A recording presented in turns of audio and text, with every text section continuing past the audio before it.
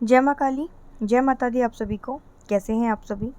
आशा है कि आप सभी बहुत अच्छे होंगे और स्वस्थ होंगे। एक बार फिर से एक और नई जानकारी के साथ में मैं आप सभी का स्वागत करती हूँ आपके अपने YouTube चैनल काली माँ की बेटी में। तो अगर आप पहली बार मेरे इस चैनल पर आए हैं तो चैनल को सब्सक्राइब जरूर करिएगा, बेल आइकन को प्रेस कर दीजिएगा ताकि आने वाली हर नई वीडियो का नोटिफिकेशन आप तक सबसे पहले पहुँचे। साथ ही आज के वीडियो में दी गई जानकारी अगर आपको पसंद आए तो वीडियो को लाइक करके अपना प्यार भरा आशीर्वाद मुझे भी ज़रूर दीजिएगा। आप लोग वीडियो देखते तो हैं, जानकारी लेते तो हैं, लेकिन आप वीडियो को लाइक नहीं करते हैं। आपके एक एक लाइक से मुझे मोटिवेशन मिलता है और मैं इसी प्रकार की अलग अलग प्रकार की माँ काली से जुड़ी जानकारी आपके लिए लाती रहती हूँ। आज के वीडियो में हम बात करेंगे, आज का जो प्रश्न है वो मुझे मेरे ही किसी सब्सक्राइबर ने पूछा था कमेंट में कि सवारी आती है लेकिन शक्तियों को चलाना नहीं आता और योग्य गुरु हमें मिल नहीं रहे, तो हम क्या करें। तो ये बहुत से बच्चों का प्रश्न है कि सवारी आती है लेकिन सवारी को चलाना नहीं आता, सवारी के नियम नहीं पता है, गुरु भी उनके पास नहीं है और सवारी उनका कोई मार्गदर्शन भी नहीं कर रही है। तो ऐसे में हमें क्या करना चाहिए। आज का वीडियो उन सभी बच्चों के लिए बेहद खास है जिनको सवारी आती है, जिनकी सवारी बोलती नहीं है या जिनकी सवारी बोलती है लेकिन मार्गदर्शन नहीं करती। तो ऐसे में हमें क्या करना चाहिए। देखिए, सबसे पहली बात तो जिस भी बच्चे को सवारी आती है, जिस भी बच्ची को सवारी आती है, तो सवारी आने के बाद उनका जो शरीर है वो एक नॉर्मल शरीर नहीं रह जाता है। यानी कि आपको अपनी शरीर की शुद्धि का, अपने शरीर के पवित्रीकरण का पूरा ध्यान रखना है। यानी कि आप देखिए, सवारी अगर आ रही है तो दो तरीके से आएगी। एक आएगी जन कल्याण करवाने के लिए। अगर सवारी जन कल्याण करने के लिए आई है तो वो खुद ब खुद बोलेगी, खुद ब खुद बोलेगी, क्योंकि जन कल्याण करवाना है। लेकिन सवारी आप पर प्रसन्न होकर आई है और आपके परिवार के कल्याण के लिए आई है, और अगर आप नियम पालन नहीं कर रहे हैं तो वो सवारी नहीं बोलेगी।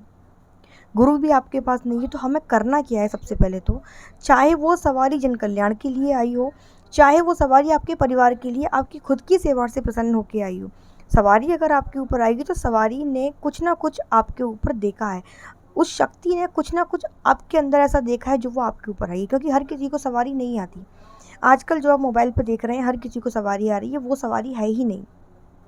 100 में से मैं कहूँगी 20 लोग ऐसे हैं जो सच्चे हैं और जिनको सवारी आ रही है, और जो सच्चे हैं जिनको सवारी आ रही है, जिनको शक्ति आ रही है, उन्हें शक्ति की कदर है। क्योंकि वो खुद जानते हैं कि सवारी कैसे आती है, कितना जतन, कितनी तपस्या, कितनी मेहनत और कितने भाव, कितने आंसुओं की ज़रूरत पड़ती है, तब माँ का एक अंश हमको प्राप्त होता है। तो अब सवारी बोल नहीं रही है, और जब सवारी बोलेगी नहीं तो आपका मार्गदर्शन कैसे होगा, क्योंकि आपको गाइड करने के लिए आपके पास आपके गुरु भी नहीं है। तो सबसे पहले आपको क्या करना है, जब भी आपको सवारी आती है, कई बार क्या होता है सवारी कुछ मिनट के लिए आती है, सिर्फ दिखाने के लिए कि हाँ हम तुम्हारी पूजा से प्रसन्न हैं, हमारी सेवा में आओ, हमारी शरण ग्रहण करो, हम आपका कल्याण करेंगे। ठीक है, तो सिर्फ ये दिखाने के लिए आती है बच्चे को।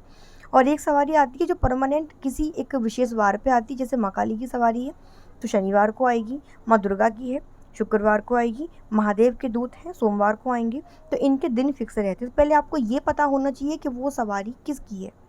ठीक है, अगर आप जानते हैं कि वो सवारी किसकी है तो आप उनसे जुड़े जितने भी नियम हैं, सवारी के जितने भी नियम हैं, आप पहले उन नियमों को फॉलो करना स्टार्ट कर दें।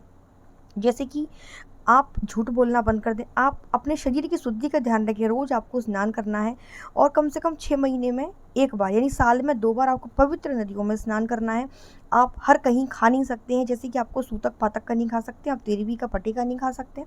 इन जगहों पर आपको नियम बना के चलना है।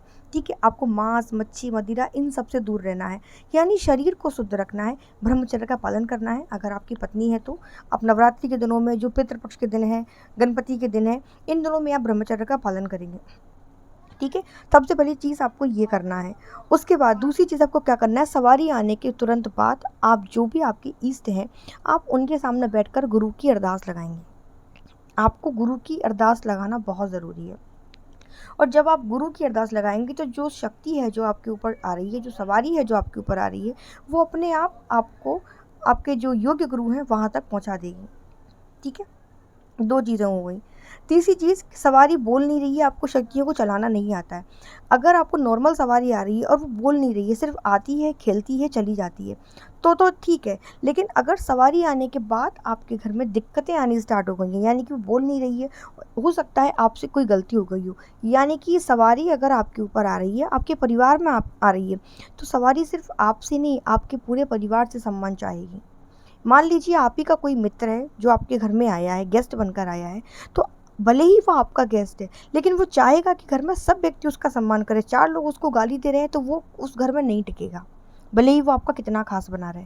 तो यानी सवारी अगर आ रही है तो पूरे घर वालों को उसको मान सम्मान देना ही पड़ेगा।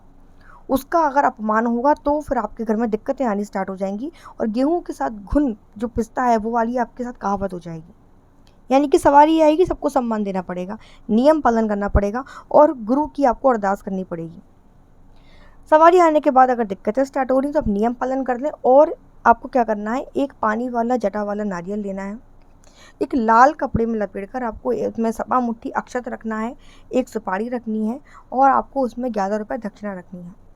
अगर वो माँ दुर्गा की सवारी है या माँ काली की सवारी है, तो शुक्रवार या शनिवार जिसकी भी सवारी है, आप अर्जी लगाएंगे, माँ को बोलेंगे कि माँ आप शांत रूप में हमारे साथ रहो।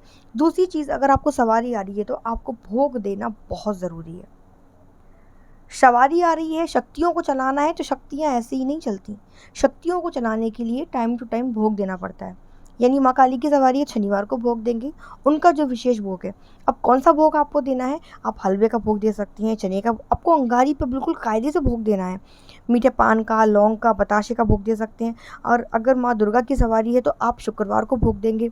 हनुमान जी के अगर दूत आते हो तो मंगलवार को देंगे, शिव जी के दूत आते हैं तो आप सोमवार को देंगे। यानी भोग देना बहुत ज़रूरी है, चाहे किसी की भी सवारी हो, भोग देना बहुत ज़रूरी। बिना भोग के कोई भी शक्ति नहीं चलेगी। दूसरा, जो भी उनका मंत्र जाप है, जो भी उनका बीज मंत्र जो आप करते आए हैं, सवारी आने के बाद आपको अपने पूजा पाठ को बढ़ा देना है।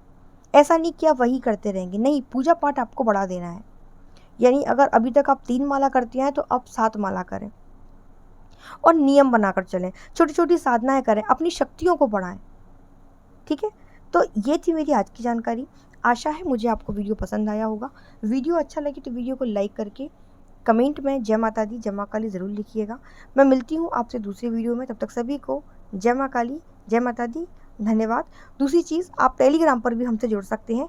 टेलीग्राम में आप डायरेक्ट हमसे अपने प्रश्न रख सकते हैं, और साथ ही जो हमारा दूसरा चैनल है श्री वैष्णव कालिका धाम, जिसका लिंक आपको वीडियो के डिस्क्रिप्शन बॉक्स में मिल जाएगा। आप जितने भी प्रश्न मुझसे कमेंट में पूछते हैं उन सभी का उत्तर मैं उस चैनल पर वीडियो बनाकर देती हूँ, तो आप उस चैनल को भी सब्सक्राइब करें, अपना प्यार दें, और टेलीग्राम पर जुड़कर भी हमसे आप अपने प्रश्न पूछ सकते हैं।